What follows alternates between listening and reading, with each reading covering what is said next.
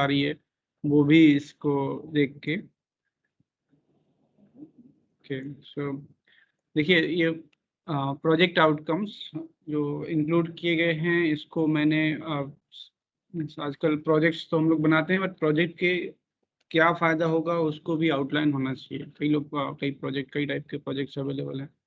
Okay, सो उनको लिखना कैसे है उसके बारे में एक छोटा सा आइडिया यहाँ पे बता रहा हूँ कि किस तरीके से लोग लिखते हैं और क्या उनका लेवल होना चाहिए और क्या उसमें यूज करें, क्या वर्ब्स लिखें जिस तरीके से हम प्रोजेक्ट आउटकम लिख सकें। तो the first thing is that you just see this example. This is one example. So after completing this project, students will be able to, ये लाइन सभी को लिखना है कि after completing this project students will be able to, और जो भी है members will be able to do these things. क्या कि apply the knowledge of electronics in order to find the most efficient sensor for heart rate. This is one example, ऐसा नहीं आपके में हो सकता है कि कुछ और हो। For heart rate and it's interfacing with micro controller. तो यहाँ पे जो स्टार्टिंग का जो वर्ब है ये कंटिन्यूएशन में आएगा इसके, ठीक है, और इसका सिलेक्शन करना पड़ता है। तो अप्लाई वर्ब यहाँ पे यूज हुआ है, इसलिए इसका नॉलेज लेवल 3 है। इसको मैं बताऊंगा अभी थोड़े अगले स्लाइड में कि नॉलेज लेवल कैसे लिखते हैं। KL1, KL2, KL3, KL4, KL5, KL6, ऐसे 6 लेवल हैं, ठीक है। तो हम लोगों को 1 और 2 का यूज नहीं करना है। 1 और 2 के बाद 3 से लेकर 6 तक कोई भी यूज कर सकते हैं। जैसे डिजाइनिंग के लिए या कुछ क्रिएट करने के लिए या कुछ डेवलप करने के लिए KL6 है, तो यहाँ पे 6 लिखा है। तो इन सब के बारे में यहाँ पे एक अगली स्लाइड में इसका एक्सप्लेनेशन है। ये जो लेवल हैं, एक साइंटिस्ट थे ब्लूम, और उन्होंने ये लेवल स्टार्ट किए हैं और अभी ये पूरे वर्ल्ड वाइड इनको एक्सेप्ट किया गया है।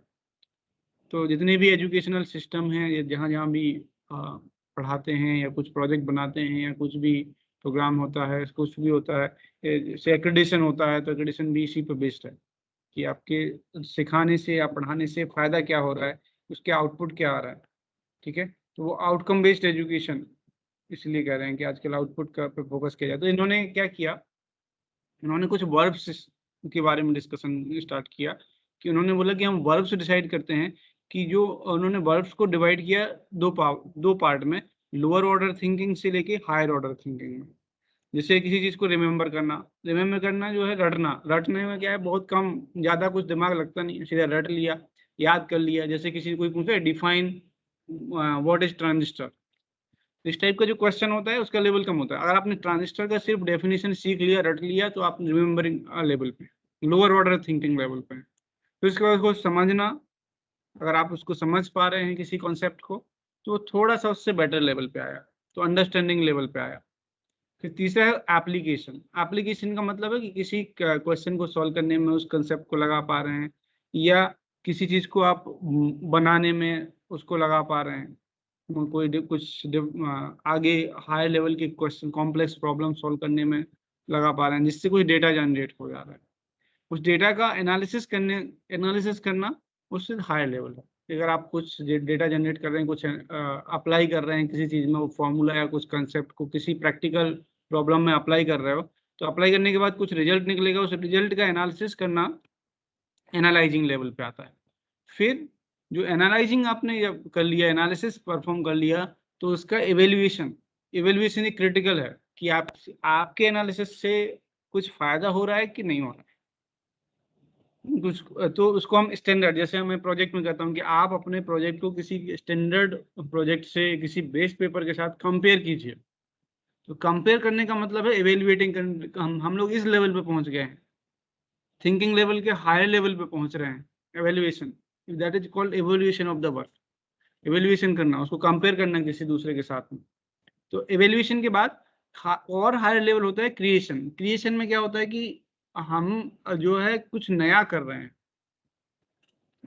नया करने का मतलब कैसा है कि जैसे मान लो कि कोई एक एंटीना बना रहा है, वो एंटीना 1 किलोमीटर तक पहुंचता था, आपने आपने भी थोड़ा सा चेंज करके डिजाइन बनाया, तो वो एक 1.2 किलोमीटर तक की रेंज दे रहा है।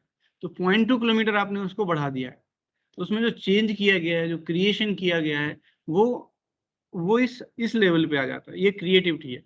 तो प्रोजेक्ट वर्क में कुछ ना कुछ नया भी होता है, तो वो क्रिएटिविटी या डिजाइन या डेवलपमेंट में आ जाता है। और कुछ हम किसी के साथ कंपेयर करते हैं तो एवेल्युएटिंग कैटेगरी में आ जाता है। कुछ एनालिसिस परफॉर्म करते हैं, कई बार लोग ईसीजी का एनालिसिस करते हैं डिसीज एनालिसिस के लिए, किसी प्लांट की डिसीज फाइंड आउट करने के लिए उस प्लांट का एनालिसिस करते हैं, वो एनालिसिस कैटेगरी में आता है। इन दो कैटेगरी को बहुत लोअर लेवल पे माना जाता है, रिमेंबर करना और अंडरस्टैंडिंग करना, इसलिए ये दोनों वर्ड्स को जनरली यूज नहीं किया जाता है।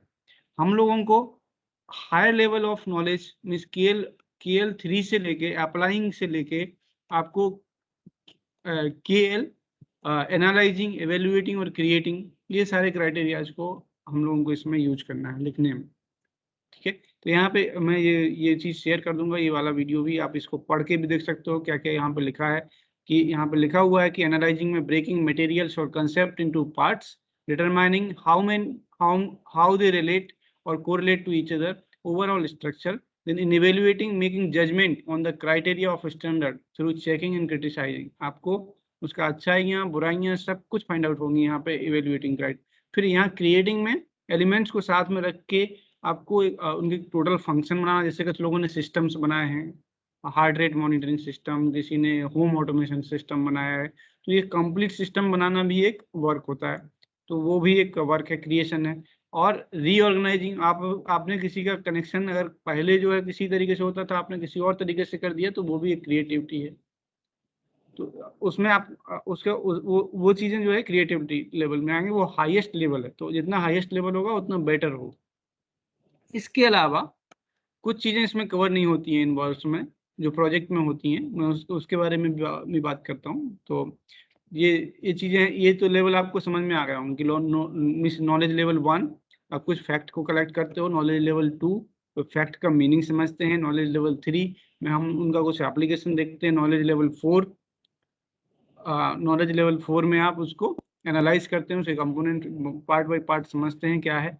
और नॉलेज लेवल 5 में हम लोग समझते हैं उसके बारे में, कुछ एवेल्युएशन करते हैं, कुछ क्राइटेरिया, कुछ क्रिटिक्स निकालते हैं, और 6 में कुछ क्रिएट करते हैं।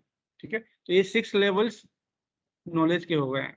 ठीक है, सबसे डिफिकल्ट क्या है, कुछ क्रिएट करना, उसके लिए आपको नीचे की कुछ चीजें आना चाहिए। नया कुछ करने के लिए आपको उसका कंसेप्ट भी आना चाहिए, उसकी कुछ अंडरस्टैंडिंग भी होना चाहिए। अगर आपको ये सब चीजें नहीं आती हैं और आप कुछ बोल रहे हो कि नहीं हम इस प्रोजेक्ट को लेके आ गए हैं, तो ये चीज का मतलब है कि आपने कुछ ना कुछ बीच में गड़बड़ किया है। क्योंकि लोग यहीं से स्टार्ट करेंगे, पहले उसके बारे में पढ़ना स्टार्ट करेगा, उसको समझेगा, समझने के बाद उसको कहीं अप्लाई करेगा, उस एनालिसिस करेगा, फिर उसके बाद उसको किसी के साथ कंपेयर करके या किसी के साथ डिस्कस करके कुछ स्टैंडर्ड के साथ कंपेयर करके उसको देखेंगे, फिर उसके बाद उसमें कुछ क्रिएटिविटी लेके आएंगे, तो ये स्टैंडर्ड होते हैं। अब आपको ये तो मैंने बता ही दिया है कि आपको कुछ अंडरस्टैंड करने के लिए आपको उसको रिमेंबर करना पड़ेगा, कुछ अप्लाई करने के लिए आपको उसको समझना पड़ेगा, एवेल्युएट करने के लिए आपको एनालाइज करना पड़ेगा, और क्रिएट करने के लिए आपको सब कुछ जानना पड़ेगा इसके पहले का। ठीक है, इसलिए क्रिएटिविटी हाईएस्ट लेवल पे आता है। ये चीज समझने के बाद हायर एजुकेशन में लाइक इंजीनियरिंग में knowledge level 1 and knowledge level 2 use नहीं होता। लोअर लेवल में बेसिक एजुकेशन में और मिडिल एजुकेशन में रिमेम्बरिंग एंड अंडरस्टैंडिंग का वर्क चलता है। इंजीनियरिंग पे आपको एनालाइज करना, प्रॉब्लम सॉल्व करना, एवेल्युएट करना, क्रिएट करना, ये सब चीजें उसमें आना चाहिए। ठीक है, इसलिए हम लोग अंडरस्टैंड एंड रिमेम्बर को इसमें यूज नहीं करते हैं। जब ये लिखते हैं प्रोजेक्ट आउटकम, तो इन दोनों वर्ड्स को यूज नहीं करते हैं। बाकी के अप्लाई का, एनालाइज का, एवेल्युएट का, क्रिएट का सिनोनिम भी यूज कर सकते हैं। ऐसा हमेशा जरूरी नहीं है कि आपको अप्लाई ही लिखना है, एनालाइज ही लिखना है, सिनोनिम्स भी यूज कर सकते हैं। जैसे फॉर एग्जाम्पल सिनोनिम्स कैसे, जैसे कि अप्लाई लेवल जो है, थर्ड लेवल जो है अप्लाई वर्ब्स का, वहाँ पे आप अप्लाई की जगह कैलकुलेट भी कर सकते हो, प्रेडिक्ट भी कर सकते हो, कुछ सॉल्व भी कर सकते हो, इलस्ट्रेट भी कर सकते हो, कुछ चीज डेमोन्स्ट्रेट भी कर सकते हो। ये वाले वर्ब्स भी यूज किए जा सकते हैं। जैसे by the end of this project the student will be able to calculate the kinetic energy of projectile. जैसे किसी ने उसमें सिग्नल्स एंड सिस्टम का बनाया है, तो by the end of this lab virtual lab बनाया है, तो वो लिख सकते हैं कि by the end of this project the student will be able to calculate the time period of this signal. मतलब वो सिग्नल में से अगर बेसिक सिग्नल्स का लैब करेगा तो उसमें टाइम पीरियड कैलकुलेट करना सीख जाएगा। तो इस तरीके का जो आउटकम उसका बन के आता है। आउटकम्स कितने भी हो सकते हैं, मतलब ऐसा नहीं कि मैंने आउटकम के वहाँ पे 4 कॉलम बनाए हैं तो 4 कॉलम ही बनाना है। ऐसा जरूरी नहीं है, आउटकम्स कितने भी लिख सकते हैं, जितने ज़्यादा से ज़्यादा हो आप उतने आउटकम्स दिखा सकते हैं। ठीक है, वैसे ही एनालाइज लेवल पे है, वहाँ पे क्लासिफिकेशन हो सकता है, ब्रेक डाउन हो सकता है, कैटेगराइज भी कर सकते हो किसी चीज़ को, और आप उसमें कैटेगराइज कर रहे हैं, या किसी चीज़ को इलस्ट्रेट कर सकते हैं, सिंप्लीफाई भी किया जा सकता है, सिंप्लीफिकेशन भी आपका एक एनालिसिस है। तो जैसे एक है डिफरेंशिएट बिटवीन पोटेंशियल एनर्जी, अगर आप किसी को सिखाया कि पोटेंशियल एनर्जी क्या है, काइनेटिक एनर्जी, एक एग्जांपल है, दोनों चीजें किसी किसी ने पढ़ाया मान लो किसी क्लास में, तो उस क्लास के बाद स्टूडेंट्स अगर डिफरेंस समझ पाए कि पोटेंशियल एनर्जी और काइनेटिक एनर्जी में क्या है, तो उसका आउटकम हो गया, और वो इस लेवल पे है, एनालाइज लेवल पे है कि वो डिफ्रेंशिएट कर पा रहे हैं। तो अगर आपके प्रोजेक्ट से कोई दो चीजों में डिफ्रेंशिएट कर पा रहा है, तो वो भी उसका एक आउटकम हो सकता है। ठीक है, हो गया एनालाइज। और एवेल्युएट पे आप choose, support, relate, determine, defend, जज, ग्रेड, कंपेयर, कंपेरिजन मैं ज्यादा करता हूँ, you have to compare, you have to contrast, argue, like that. Okay, तो ये चीजें इसमें आना है। और फिर just a second, hello, yes sir,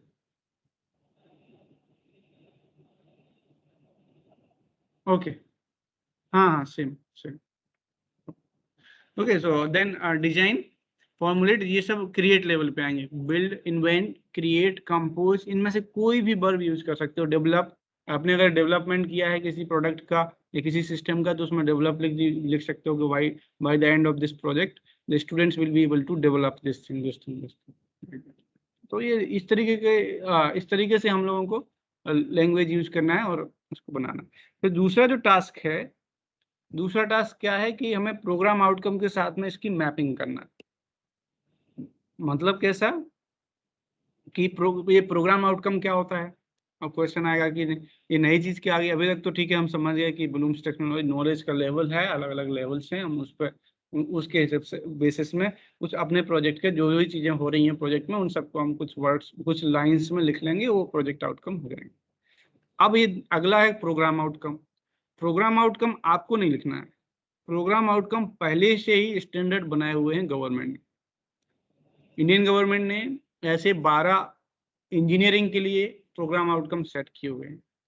तो ये जो है, ये आउटकम्स आपको चेंज नहीं करना, ये स्टैंडर्ड है। तो हमने जो अपने प्रोजेक्ट आउटकम बनाए हैं, उनको इनके साथ में मैपिंग करना है। वो मैपिंग क्या होती है, कैसे होती है, उसको हम बाद में देखेंगे, लेकिन अभी प्रोजेक्ट आउटकम है क्या, वो यहाँ पे देख लेते हैं। तो पहला ये है कि PO1, जो पहला जो आउटकम है जो कि एक्सपेक्टेड है स्टूडेंट से इंजीनियरिंग पढ़ने के बाद, कि उनको इंजीनियरिंग नॉलेज हो जाएगा। ठीक है, तो वो बेसिक मैथमेटिक्स, साइंस और इंजीनियरिंग के जो फंडामेंटल्स हैं, उनको अप्लाई कर पाएंगे कॉम्प्लेक्स प्रॉब्लम्स में। ठीक है, इंजीनियरिंग के कुछ मेथड से, जैसे किसी ने IoT सीखा है, तो वो IoT अपने यहाँ पे अप्लाई कर पाएगा।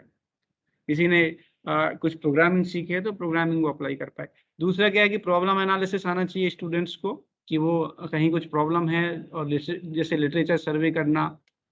तो प्रोजेक्ट में लगभग लगभग सारे आउटकम्स आते हैं। किसी में कुछ, किसी जो आप इंजीनियरिंग नॉलेज, तो आप नॉलेज तो आपको चाहिए चाहिए।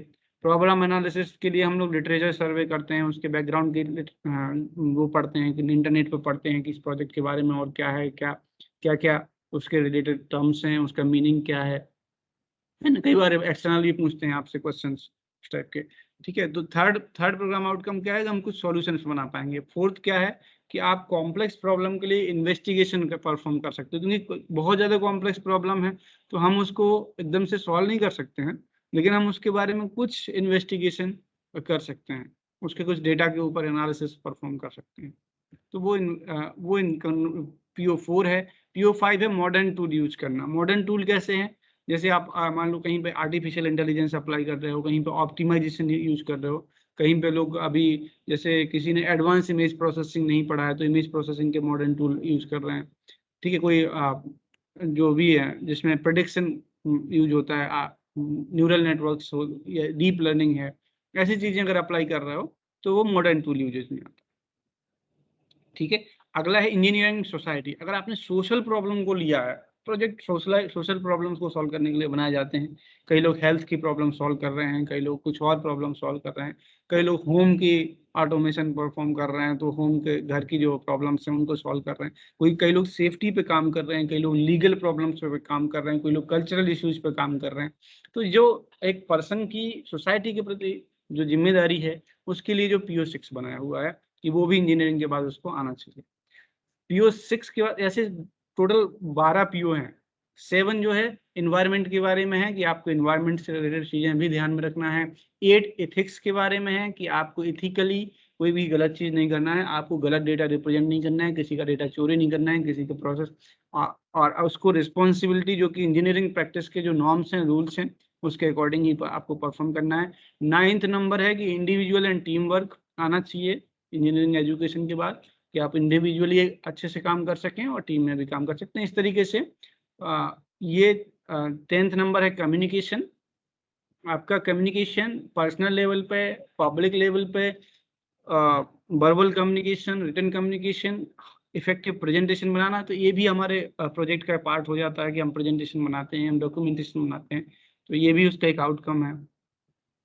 ठीक है। प्रोजेक्ट नंबर PO11 जो है वो प्रोजेक्ट मैनेजमेंट, फाइनेंशियल मैनेजमेंट भी आपको परफॉर्म करना पड़ता है, कई प्रोजेक्ट तो बहुत ज़्यादा कॉस्टली भी होते हैं, उसको भी हमें देखना पड़ता है। और नंबर 12 है लाइफ लॉन्ग लर्निंग, जिससे कि आपको इंडिपेंडेंटली एंड टीम में काम करने के लिए लाइफ लॉन्ग एक मेथड समझ में आता है कि क्या क्या प्रॉब्लम्स आती हैं और कैसे लोगों के साथ डील करना पड़ता है, कैसे फाइनेंशियल चीज़ें, तो ये लाइफ लॉन्ग लर्निंग है जो कि आपको हमेशा काम आती है।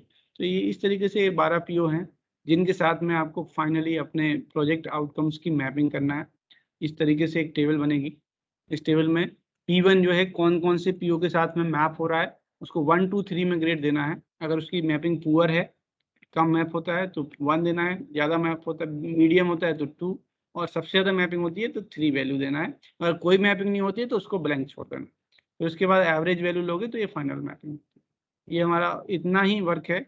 और अगर अब बताओ कोई क्वेश्चन है, कोई काम क्वेरी है तो यहाँ पूछ सकते हो।